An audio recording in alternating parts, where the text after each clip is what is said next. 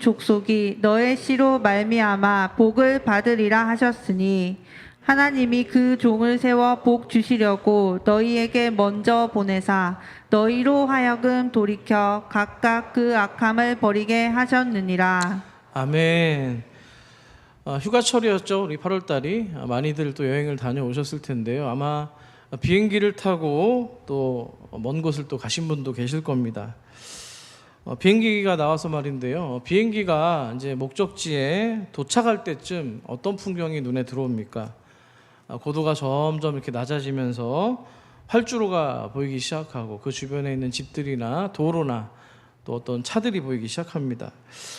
그런데 가끔입니다. 간혹 착륙했다고 생각하는 순간에 갑자기 이 비행기 엔진 소리가 커지면서 비행기가 다시 위로 올라가는 경우가 있습니다. 자, 이것을 다시 비행한다고 해서 다시 목자를 써서 복행이라고 하는데요. 영어로는 또 비행 용어입니다. Go around라고 이야기를 합니다. 발음이 얼마나 좋은지요. 저도 이런 경우가 좀 있었는데요. 제주도에서 김포로 올 때 악천후 태풍이 그때 막 있어서 마지막 비행기였습니다. 그랬는데 돌아올 때 이게 한 번에 이게 윈드시어가 발생이 된 거예요. 자, 이 복행을 하게 되는 주된 이유가 윈드시어 때문인데요. 윈드시어는 착륙할 때 갑자기 이 바람의 방향과 세기가 바뀌는 일종의 난기류라고 여러분이 보시면 됩니다. 물론 이제 상공에서는 괜찮은데 이렇게 인접해 있는 데서는 굉장히 위험하다고 해요. 그래서 조종사가 다시 올라가는 선택을 하는 건데요. 승객 입장에서는 왜 다시 올라가나 싶겠지만 조종사에겐 얼마나 가까이 왔느냐보다도 안전하게 도착하는 것이 중요합니다. 자, 그러니까 복행, go around는 도착을 포기하는 것이 아니라 잘못된 접근을 고집하지 않는 결정입니다. 생각해보면 우리는요, 앞으로 나아간다, 전진한다라는 말을 참 좋아합니다. 그 말 안에는 포기하지 않는 것 같은 어떤 신념, 끝까지 가고 멈추지 않는 어떤 의지와 성취의 이미지가 담겨 있기 때문입니다. 자, 그래서 우리가 방향을 좀 이렇게 중간에 어떤 일을 하다가 바꾸는 사람들보다도 그냥 끝까지 밀고 나가는 사람들한테 박수를 더 많이 보내곤 합니다. 자, 반면에 돌아선다는 말에는 왠지 실패의 냄새가 납니다. 잘못 선택했다는 것을 왠지 인정하는 것 같고요. 지금까지 해온 일이 아깝고 또 뒤처지는 것처럼 느껴지는 단어입니다. 그래서 우리는 삶 가운데서 계속 가야 되는지 진행해야 되는지에 대해서는 많이 질문을 하지만 정작 그러니까 돌아서야 되는 것에 대해서는 좀 질문하지 않는 것 같습니다. 자, 중요한 건 얼마나 멀리 왔느냐보다도 어디를 향하고 있는가의 방향입니다. 방향이 맞을 때에는 엄청난 속도가 굉장한 힘이 되지만 방향이 틀리게 되면 속도는 힘이 아니라 오히려 독이 되고 마는 겁니다. 자, 그렇다면 하나님께서 우리들의 인생길 가운데 가던 길에서 멈춰 세우시고 또 다시 방향을 돌리시는 거, 그거 복이 될 수 있을까요? 돌이킬 수 있다는 것 자체가 복이 될 수 있느냐는 겁니다. 자, 오늘 사도행전 3장 말씀은요, 그 질문에 대한 답을 한 사람에게 일어난 어떤 기적을 통해서 보여주고 있습니다. 자, 오늘 본문에는요, 걷지 못하는 사람이 등장합니다. 2절을 보시면 이 사람이 어떤 삶을 살아왔는지가 기록이 되어 있는데요. 2절 말씀 화면을 통해 같이 읽겠습니다. 시작.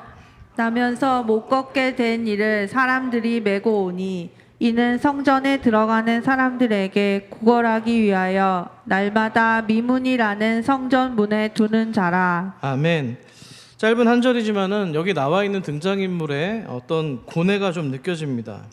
그냥 못 걷는 사람이 아니라 어떤 사람이라고요? 태어날 때부터 걷지 못한 사람입니다. 날마다 누군가에게 도움을 받아야지만 움직일 수가 있고 본문에 나온 것처럼 성전문 앞까지 도착할 수가 있었습니다. 자, 일반 사람들은요, 보통 사람들은 아침이면 자기 발로 기상을 해서 일어나서 또 문을 나섭니다. 자기 발로 나서는 거죠. 어디로 갈지, 또 가고 싶은 곳이 어디인지 모르지만 자기 힘으로 걸어갑니다. 하지만 오늘 본문에 나오는 등장인물은 평범하지 않은 일들입니다. 누군가의 도움이 있어야만 그의 하루가 시작될 수 있었기 때문이죠. 자, 그러니까 이 사람에게 하루의 첫 질문은 어디로 갈까라는 질문보다 오늘 누가 나를 데려다 줄까 하는 것입니다. 그의 하루는 늘 다른 사람의 손에서 열려야 했던 것이죠. 자, 그렇게 누군가의 손에 이끌려서 날마다 향한 곳이 어디였다고 나옵니까? 성전문입니다. 아무래도 많은 사람들이 오가는 곳이기 때문에 그에게는 현실적으로 그의 하루를 또 하루에 대한 필요를 충분히 구할 수 있는 좋은 장소였을 겁니다. 자, 그가 날마다 머물렀던 곳이 특별히 이 성전 문들 가운데서도 미문이라고 하는데요. 이름 그대로 아름다울 미자를 써서 아름다운 문입니다. 그런데 이 아름다움이 모두에게 같은 의미로 다가온 것은 아닙니다. 사람들은 그 미문을 지나서 더 가까운 하나님께 예배하러 들어갑니다. 문 앞에 있는 이 사람은 지나가는 이들의 손길과 또 도움을 기다리는 그런 문이었습니다. 똑같은 미문이 누군가에게는 하나님께 나아가는 관문이 되었지만 또 이 사람에게는 그저 사람의 손을 바라보면서 하루를 구걸하고 버텨야 되는 자리였던 것이죠. 이날도 마찬가지입니다. 정시 기도 시간입니다. 유대인들의 정시 기도 시간인데요. 성경은 제9시라고 기록합니다. 우리나라 시간으로는 오후 3시입니다. 기도 시간에 베드로와 요한이 성전으로 들어가려고 합니다. 자, 그때 걷지 못하는 이 사람이 두 사람에게 도움을 구하는 것이죠. 도와달라는 겁니다. 그런데 이날은 베드로가 그냥 지나치지 않습니다. 우리 본문 좀 깁니다만 4절에서 6절 같이 함께 읽겠습니다. 시작. 베드로가 요한과 더불어 주목하여 이르되 우리를 보라 하니 그가 그들에게서 무엇을 얻을까 하여 바라보거늘 베드로가 이르되 은과 금은 내게 없거니와 내게 있는 이것을 내게 주노니 나사렛 예수 그리스도의 이름으로 일어나 걸으라 하고. 아멘. 잘 보세요. 베드로가 우리를 보라고 했을 때 아마도 이 걷지 못하는 사람은 뭔가 그로부터 받을 수 있겠구나 기대하면서 두 사람을 바라봤을 겁니다. 그런데 정작 베드로의 입에서 나온 게 뭡니까? 그가 원했던 어떤 동전이나 필요한 물품이 아니라 나사렛 예수 그리스도의 이름으로 일어나 걸으라고 하는 선포였습니다. 어떤 일이 일어났습니까? 7, 8절의 내용인데요. 요약하면 이렇습니다. 베드로가 그 걷지 못하는 사람의 오른손을 잡아 일으키자 발과 발목에 근육과 힘이 생기기 시작합니다. 평생 걷지 못하던 사람이 일어나는 거예요. 뿐만이 아닙니다. 걸어갑니다. 또 뛰어가기까지 합니다. 쉽지 않잖아요. 병상에 오래 계신 분들이고 쉽지 않은 일이거든요. 기적이죠. 그리고 나서 마침내 이 베드로와 요한과 함께 어디로 들어갑니까? 성전 안으로 들어가서 하나님을 찬양합니다. 자, 좀 전까지 성전문 앞에서 사람들의 손을 바라보고 그저 발을 바라보던 그의 어떤 시선 아닙니까? 그런데 이제 자기 힘으로 자기 발로써 그 문을 지나 하나님을 찬양하고 있는 겁니다. 자, 이 기적은 여기서 머무르지 않습니다. 자, 이 모습을 본 사람들이 술렁이기 시작합니다. 늘 저 사람이 미문 앞에 앉아서 구걸하던 사람이 아니냐. 그런데 어떻게 지금 저렇게 걷고 뛰고 찬양하고 있는 것이지 놀라움을 감출 수가 없었습니다. 자, 그런데 그 사람들이, 그 군중들이 무엇을 보았는지 그리고 그들의 시선이 어디로 향했는지 11절과 12절이 아주 흥미롭게 보여주고 있습니다. 11절, 12절 같이 읽습니다. 시작. 나은 사람이 베드로와 요한을 붙잡으니 모든 백성이 크게 놀라며 달려나아가 솔로몬의 행각이라 불리우는 행각에 모이거늘 베드로가 이것을 보고 백성에게 말하되 이스라엘 사람들아 이 일을 왜 놀랍게 여기느냐 우리 개인의 권능과 경건으로 이 사람을 걷게 한 것처럼 왜 우리를 주목하느냐. 아멘. 보세요. 사람들이 이 기적을 보고 사도 베드로와 요한에게 몰려듭니다. 자연스럽게 그들의 시선도 이 두 사도들에게 쏠렸겠죠. 그때 베드로가 얘기합니다. 왜 우리를 주목하느냐? 약간 핀잔을 줍니다. 좀 전까지 보세요. 걷지 못하던 사람에게 그가 구걸할 때 이 사도 베드로와 요한이 뭐라고 했습니까? 우리를 보라고 했습니다. 우리를 주목하라고 했잖아요. 그랬던 베드로가 이제는 자기 자신들을 바라보는 군중들을 향해서는 왜 우리를 주목하느냐고 핀잔을 주고 있습니다. 얼핏 보면은 앞뒤가 맞지 않는 이야기처럼 들립니다. 하지만 뜻은 분명합니다. 베드로가 사람들의 시선을 자신에게 머무는 것으로 끝나게 하는 것이 아니라 궁극에는 이 일을 가능하게 했던, 또 힘을 주셨던, 능력을 주셨던 예수 그리스도께로 그들의 시선을 옮기려고 했던 겁니다. 아멘이시죠? 자, 여기서 장면의 중심이 조금 바뀝니다. 처음에는 이 걷지 못하는 사람의 발이 움직이는 것이 어쩌면 기적의 중심이었지만, 이제는 그 기적을 바라보는 사람들의 시선이 어디를 향하느냐가 중요해지기 시작합니다. 저는 굉장히 이 누가가 의사였기 때문에요, 이 사도행전을 쓰는 게 굉장히 예리하다고 저는 생각합니다. 베드로는 결국에 이 자신들에게 쏠린 이 군중들의 눈을 예수님께로 옮기도록 지금 그 역할을 하고 있는 거예요. 그리고 예수님 이야기를 시작하면서 자연스럽게 또 거기 모여있는 유대인 군중들과 예수님과의 관계가 드러나기 시작합니다.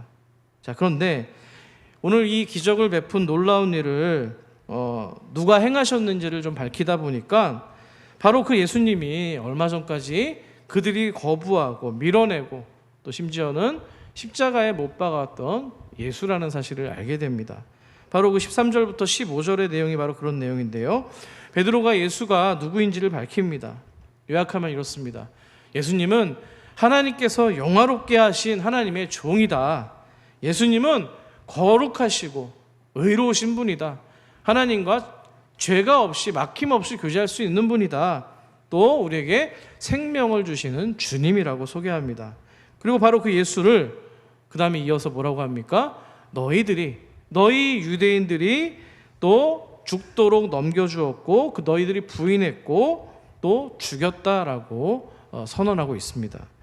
자, 그러니까 이제 중요한 거는 처음에 이 누가 기적을 행했는가라는 관심에서 끝나지 않습니다.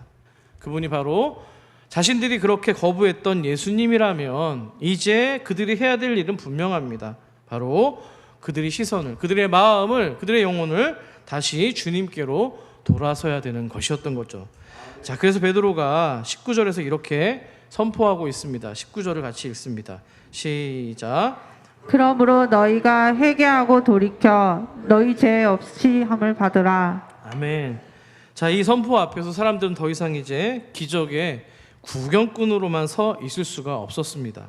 처음에는 저 사람에게 뭐가 일어났는가, 어떤 기적이 행해졌는가, 누가 그를 걷게 했는가 관심이었지만 이제는 그 말씀이 바로 그 얘기를 듣고 있던 자신들 각자의 삶을 조명하고 있었던 거예요.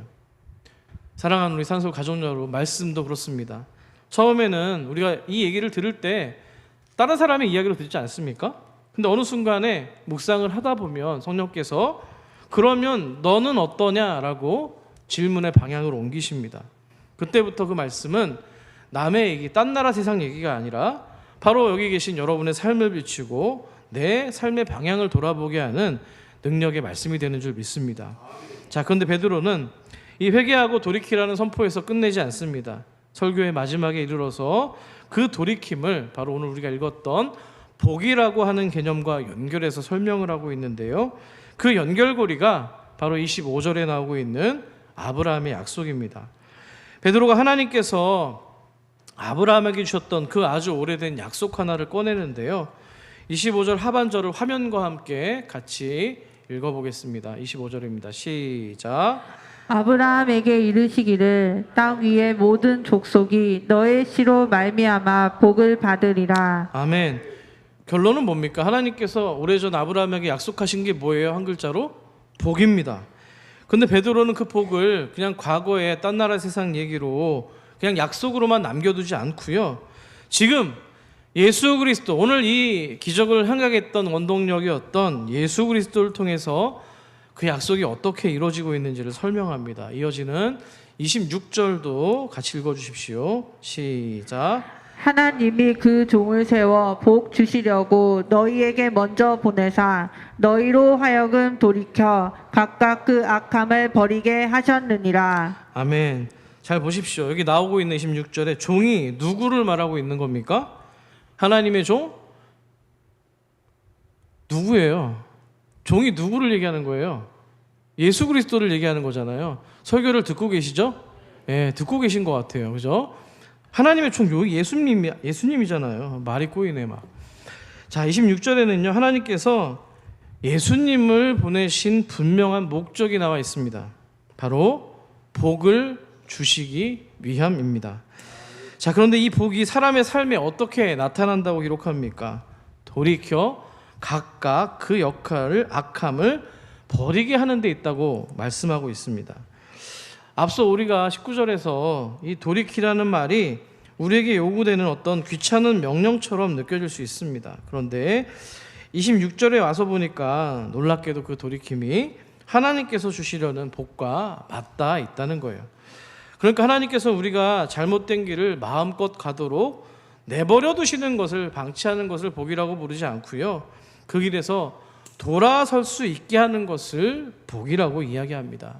한번 따라해 보겠습니다. 돌아서는 것도 하나님의 복입니다. 돌아서는 것도 하나님의 복입니다. 이게 오늘 키포인트죠. 사도행전 3장에서 사람들의 먼저 눈에 보인 것은 이 병자가 낫게 되고 걷게 되는 것이 복이었을 겁니다. 부인하지 않습니다. 그런데 베드로가 정작 강조하고 싶었던 마지막의 복은 하나님께로 돌이키게 되는 게 복이었습니다.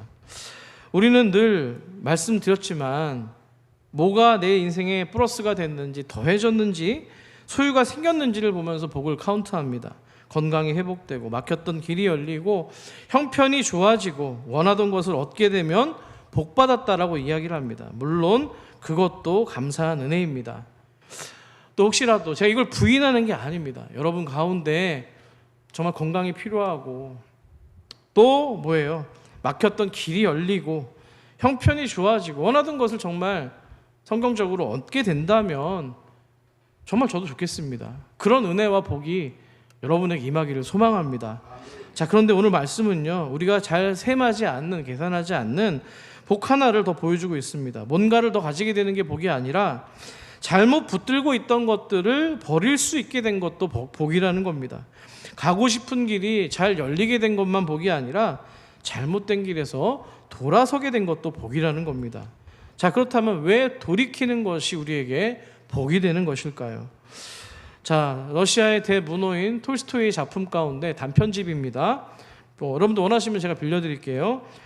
사람에게는 얼마만큼의 땅이 필요한가라고 하는 작품이 있습니다. 사파도 있는데 한번 띄워주실까요? 저기 보시면은 한 농부가 이렇게 엎어져 있는 장면이 있어요. 저게 무슨 얘기냐면 파홈이라고 하는 이름입니다. 농부가 있었습니다. 더 많은 땅을 갖고 싶어하던 그에게 어느 날 좋은 조건이 제시됩니다. 뭐냐면 이 농부가 일정한 돈을 내고 아침에 출발해서 해가 지기 전까지 걸음을 걸어서 뛰든지 걷든지 네가 보이는 어떤 모든 땅, 둘러싼 주위에 있는 땅들을 걸어간 그 모든 영역들을 가질 수 있다는 조건입니다. 단 조건이 뭐였냐면 해가 지기 전까지는 반드시 그가 출발했던 곳으로 되돌아와야만 됐던 거예요. 자, 우리 또 누구한테 좀 이제 얘기를 해볼까요? 이문호 입사님, 만약에 땅을 걷는 만큼 가지게 된다 그러면 평소에 100m가 한 15초 뛰신다면 어떻게 하실 것 같아요? 해 질 때까지 뛴다 그러면 어떻게 하시겠어요? 더 빨리 뛰시겠죠. 더 많은 땅을 가지기 위해서. 그렇지 않겠습니까? 저만 나쁜 사람이 된 것 같아요. 우리 이문호 입사님은 굉장히 좋으셔서 그렇게 욕심이, 무력이 없으신 분 같습니다. 저는 아마 평상시보다 지금 많이 뚱뚱해졌는데도 과거 제가 중학교 3학년 때 100m 13초에 주파를 했어요. 아무도 믿지 않으시는데 우리 집안에 육상을 잘하시는 분들이 많아가지고 지금은 그렇게 못 뜁니다. 못 뛰지만 아무튼 땅을 내가 원하는 대로 할 수 있다면 얼마만큼 막 뛰지 않았겠습니까? 자, 그래서 이 파옴이라고 하는 농부도 이제 그런 마음을 갖고 이제 출발을 했겠죠. 근데 처음에는 그렇게 많이 저처럼 욕심이 없었어요. 그래서 이제 좀 어느 정도 거리를 갔는데 가다 보니까 지금까지 왔던 땅보다 더 좋은 땅이 보이는 거예요. 그럼 저기까지만 더 가자. 거기 가니까 또 기름진 땅이 또 있는 겁니다. 그래서 좀만 더 가자. 자, 돌아설 때를 자꾸만 유턴해야 되는 지점을 미루게 됩니다. 자, 결국에는 해가 지고 나서 다급하게 방향을 돌립니다. 죽을 힘을 다해서 출발점까지 돌아왔어요. 그런데 그의 결말이 어떻게 됐습니까? 아까 그림에 보셨던 것처럼 쓰러져 죽고 말았습니다. 그토록 많은 땅을 원했던 사람에게 마지막으로 필요했던 것은 결국 자기 몸 하나를 묻게 된 무덤과 같은 작은 땅이었다는 겁니다. 주인공 파옴이 뭐 욕심에 대한 얘기를 하는 거 아니에요. 돌아갈 생각이 없었던 게 아닙니다. 문제는 좀만 더 나중에로 미룬 게 문제입니다. 어쩌면 우리들에게 돌이킴을 가장 방해하는 말은 나 안 돌아갈 거예요가 아니라 나중에 돌아갈게요 라고 하는 것인지도 모르겠습니다. 전도할 때도 그렇잖아요. 나중에요. 사실 우리도 몰라서 못 돌아서는 경우보다도요, 알면서 미루는 경우가 얼마나 많습니까? 뭐 예를 들면 이런 거죠. 내가 이 말을 하면은 관계가 분명히 더 상하고 나중에 후회할 걸 뻔히 알면서도 참지 않고 돌아서지 않고 그 말을 쏟아냅니다. 자녀를 몰아붙이면은 마음이 다칠 줄 뻔히 알면서도 여전히 돌아서지 않고 내가 하는 그냥 마음대로 그대로 쏟아내는 거죠. 서운함을 오래 품을수록 내 마음까지 굳어진다는 걸 알면서도 저 사람이 먼저 사과해야지 내가 먼저 손 내밀지 않습니다. 마음을 돌이키지 않아요. 내가 돈과의 인정에 너무 마음을 빼앗기고 있다는 것을 알면서도 이것만 이루면 괜찮을 거야 라면서 그런 것들을 계속 쫓아갑니다. 돌아서야 된다는 걸 모르는 게 아닙니다. 이번 한 번만 조금만 더 나중에 이렇게 미루는 것이죠. 주인공 이 농부 파옴이 앞으로 한 걸음 걸어갈 때마다 그가 얻게 될 땅만 늘어난 게 아니라 모두 늘어난 거예요. 그가 돌아오게 될 거리도 늘어난 거예요. 돌아서야 될 순간을 지나칠수록 앞으로 간 거리가 결국에는 그가 힘겹게 돌아와야 되는 거리가 된다는 겁니다. 이 말씀 묵상하다가 예전에 저를 지도하셨던 어떤 그 전도사님이 한 분 생각났습니다. 한문 교사셨는데 일선 중학교에서 인생을 되게 좀 막 사셨어요. 남자답게 사셨어요. 우리 남자분들은 그분이 남자가 남자답게 살았다는 게 어떤 의미인지 좀 아시죠? 그냥 하고 싶은 걸 다 하고 산 겁니다. 근데 그때 제가 청년 때 그 전사 그 얘기를 하는데 되게 부러운 거예요. 그분이 일탈하는 게 너무 부러운 거예요. 나는 모범생이었거든요. 딱 봐도 모범생처럼 생겼잖아요. 일탈을 못해요. 누가 그러더라고요. 아유, 목사님이 왜요? 예. 그때 부러웠던 것 같아요. 저 사람 너무 부럽다고. 저는 모험 얘기 같고 그렇게 막 마음대로 막 할 수 있는 게 너무 부럽습니다라고 했는데 지그시 웃으면서 저한테 그러더라고요. 뭐 그렇게 생각할 수도 있는데 내가 인생을 좀 살아보니까 그렇더라. 애도 낳고 살아보니까 굳이 하지 않아도 되는 거면 안 하는 게 좋더라. 왜냐하면 돌아올 길이 너무 힘들더라. 이 얘기를 하더라고요. 그 얘기가 이 말씀을 듣는데 여전히 생각이 나는 거예요. 그러니까 여러분들 우리 교회 아이들이나 다음 세대에게 어떤 말씀을 할 때 정말 주님이 주시는 마음으로 한다면 분명히 그것들이 꼭 성경 말씀이 아니어도 신앙에 입각한 어떤 말씀들이라면 또 한 영혼을 또 바르게 세우는데 유익하리라고 생각합니다. 그러니까 돌아올 때를 놓치지 말라는 거예요. 자, 그런데 우리가 잘못된 줄 알면서도 돌아오기 어려운 데에는요 또 하나의 이유가 있습니다. 너무 많이 왔다고 생각했기 때문이에요. 내가 여기까지 왔는데 내가 여기까지 부은 시간과 돈이 얼마인데 여기서 어떻게 돌아가라는 거야. 심리학에서는요 이걸 두고 뭐라고 하냐면 매몰 비용 효과라고 합니다. 이미 많은 시간과 돈과 노력을 들였다는 이유 때문에 현재의 판단과 상관없이 이성적인 판단과 상관없이 그 일을 내려놓지 못하고 붙들게 되는 거, 이걸 바로 매몰 비용 효과라고 하는데요. 아까워서 그러니까는 멈추지를 못하는 거예요. 그죠? 투자도 그렇잖아요. 자, 그래서 처음 말씀드린 비행기에 이 복행이라고 했죠. Go around가 다시 생각이 납니다. 목적지는 틀리지 않습니다. 다만 여전히 공항에 내려야 되는 거잖아요. 그런데 지금의 접근이 위험하다면 다시 돌아가야 됩니다. 목적지가 옳다고 해서 내가 택한 모든 방법과 길이 옳은 것은 아니기 때문인 것이죠. 좋은 부모가 되고 싶은 마음은 옳지만 자녀를 대하는 방식은 바꾸고 돌이켜야 되는 것이 있고요. 가정을 지키고 싶은 마음은 옳은 것이지만 내 말투와 태도는 돌이켜야 되는 것이 있을 수 있습니다.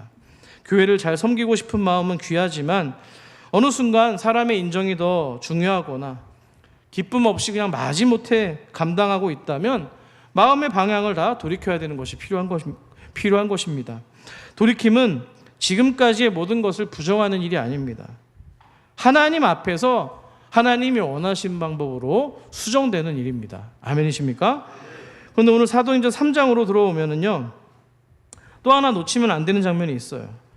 지금 베드로에게 돌이키라는 말을 듣고 있는 대상이 누구예요? 유대인들이잖아요. 하나님을 전혀 모르는 사람들이 아닙니다. 25절 전반부를 보세요. 제가 읽어드리죠. 너희는 선지자들의 자손이요, 또 너희는 하나님이 너희 조상과 더불어 세우신 무슨 자손이라고요?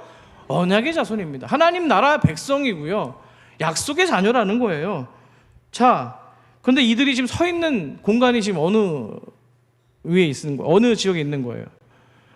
이들이 지금 오늘 이슈가 생긴 공간이 어디예요? 성전이잖아요. 설교 듣고 계십니까? 생각을 하셔야 된다니까요. 수동적으로 하지 마시고 성전이잖아요. 자, 유대인 성전 근처에 있어요. 처음 장면을 한번 다시 생각해 보시기 바랍니다. 난 이런 게 너무 재밌거든요. 성전 문 앞에 앉아있던 사람은 예수 그리스도, 그러니까 성전 늘 문 앞에만 있었지 못 들어간 사람 아니에요. 문제가 있는 사람이잖아요. 그 사람은 지금 예수 그리스도의 이름으로 일어나서 성전 안으로 들어왔습니다. 그런데 늘 자기 발로 성전을 자유롭게 드나들던 유대인들은 오히려 지금 베드로의 돌이키라는 말씀 앞에 서고 있어요. 성전에 육체는 들어왔는지 모르지만 그들의 마음과 태도와 방향 그렇지 못했다는 걸 보여주는 거잖아요. 아이러니죠. 문 앞에 있는 사람은 성전 안으로 들어왔는데 안에 있던 사람들은 오히려 하나님께 다시 방향을 돌리라는 권면을 듣고 있는 겁니다. 이 장면은 우리에게 분명히 한 가지를 교훈합니다. 하나님께 가까이에 머무는 것과 실제로 하나님을 향해 사는 것은 다르다는 거예요.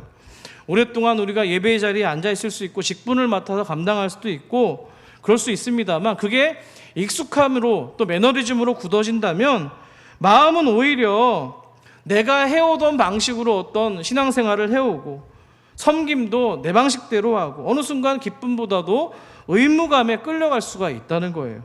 자, 그러니까 신앙은 결국에 내가 지금 어디에 서 있느냐 보다도 내가 정말 어디에 서 있든지 누구를 향하느냐 방향이 중요한 줄 믿습니다. 예수님께서 말씀하신 탕자 비유가 딱 이거 아닙니까? 늘 우리는 멀리 육체적으로 도망갔던 탕진했던 둘째 아들만 생각합니다만 사실 성경이 꼬집고 있는 거는 첫 번째 아들입니다. 둘째 아들은 집을 떠날 때 아버지의 재산을 가지고서 먼 나라로 갑니다. 탕진합니다. 누가 봐도 돌아와야 될 사람이에요. 그죠? 그런데 예수님의 이야기는 둘째가 집으로 들어오는 걸로 끝나지 않습니다. 집을 떠난 적이 없는 큰아들에게 향해 있어요. 늘 아버지 곁에 있었습니다. 하지만 동생이 돌아왔을 때 동생을 받아주는 아버지의 마음을 이해하지 못합니다. 화가 나서 잔치를 베풀었는데 거기에 들어가지 않습니다.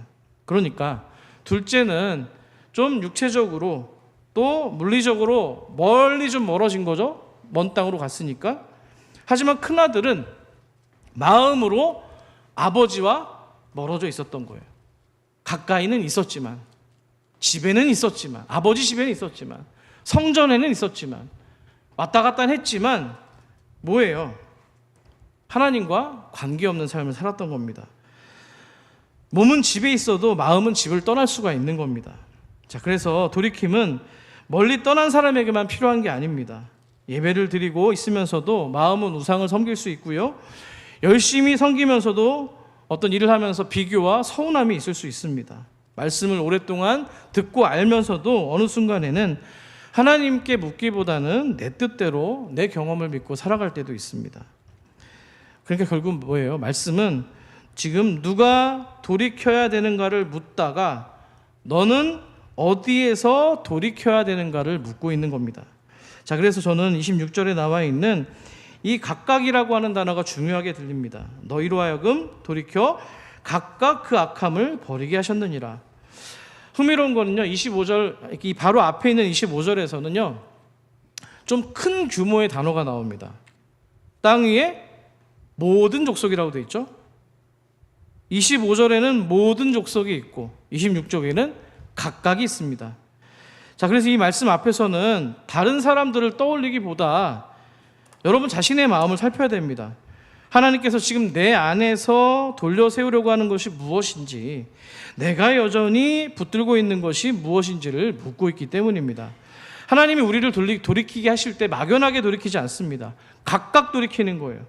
각각 한 사람들을 찾아가셔서 그 삶의 방향을 만지시는 겁니다. 아멘이십니까? 하나님의 복은 그러니까 모든 족속을 품을 수 있을 만큼 넓은 것이고요, 또 각각 한 사람을 돌이킬 만큼 깊이가 있는 겁니다. 자, 그러니까 우리들이 이 복을 세는 방식도 조금 달라져야 됩니다. 우리 하나님께서 내 삶에 뭔가를 더해 주셨는지를 셀 때만 복을 이야기합니다. 아까 말씀드린 건강을 주시고 필요한 것을 채우시고 자녀의 길을 열어주시고 기다리던 일들이 해결이 되면 그게 모두가 복인 겁니다. 물론 감사한 복이죠. 그런데 오늘 말씀은 한 가지를 더 돌아보게 합니다. 하나님께서 내 삶에 무엇으로부터 나를 돌려 세우셨는가, 그걸 말씀하고 있는 거예요. 전에는 내가 누군가에게 아쉬운 소리를 들으면 며칠씩 마음에 품고 그랬는데 이제는 빨리 내려놓는 겁니다. 내가 틀렸다는 말을 잘 인정하지 않는 성격인데 이제는 순순히 내가 내 탓입니다라고 얘기하는 겁니다. 누가 날 인정해 주지 않으면 마음이 상했는데 이제는 하나님이 알아주시는 것만으로 그걸로 감사합니다. 그러면 그게 복이라는 거예요. 아멘이십니까? 하나님은요, 우리의 부족한 손을 채우시는 것으로도 복을 주시지만 우리가 잘못 붙들고 있던 것을 놓게 하심으로써도 복을 주신다는 거예요. 자, 근데 여기서 오늘 말씀이 단순한 인생의 교훈으로 끝나서는 안 됩니다. 아까 예로 들었던 비행기의 고 어라운드 복행에 대한 이야기도 그렇고요, 농부 파움에 대한 이야기도 그렇고요, 잘못된 길이라면 빨리 돌아서라는 어떤 교훈을 주고 있습니다. 그런데 오늘 본문의 복음은 거기서 한 걸음을 더 갑니다. 우리가 어떻게 하나님께로 돌아올 수 있는지를 알려주기 때문입니다. 26절을 다시 보세요. 하나님이 그 종을 세워 뭘 하려고요? 복 주시려고 너희에게 먼저 보내주셨다고 이야기를 합니다. 여기서 행동하시는 주체는 하나님입니다. 하나님께서 예수 그리스도를 보내셨고 우리 가운데 세워주신 거예요. 그러니까 오늘 말씀하고 있는 이 돌이킴의 이야기는 우리가 하나님을 찾아 나서는 것으로 시작되는 게 아니고요, 하나님께서 그리스도를 우리에게 보내주시는 것으로 돌이킴을 시작하고 있다는 겁니다. 그러니까 복음은 인간의 유턴으로 시작되는 게 아니라 하나님의 찾아오심으로 시작이 되는 거예요. 아멘이십니까? 하나님은 길을 잃어버린 우리에게 멀리서 방향만 알려주신 분이 아니라 그리스도를 우리에게 보내시고 십자가에서 죄를 담당케 하시고 부활하심으로써 하나님께 갈 수 있는 길을 열어주신 거예요. 그러니까 돌이킴이 우리 개인이 혼자 먼 길을 뭔가 물고 묻고 물어서 되짚어서 하나님을 찾아가는 일이 아니고요, 이미 나를 찾아오신 그리스도를 따라서 하나님께 나아가는 것입니다. 아멘이시죠? 그러니까 우리들의 돌이킴의 첫 걸음보다도 우리를 향한 그리스도의 걸음이 먼저 있었음을 기억하는 여러분 되시기를 소망합니다. 마지막으로 지금 돌이키라고 말하는 사람이 누굽니까? 베드로입니다. 베드로가 어떤 사람이에요? 예수님의 어떤 십자가 길을 막아섰던 사람입니다. 3번이나 부인한 사람입니다.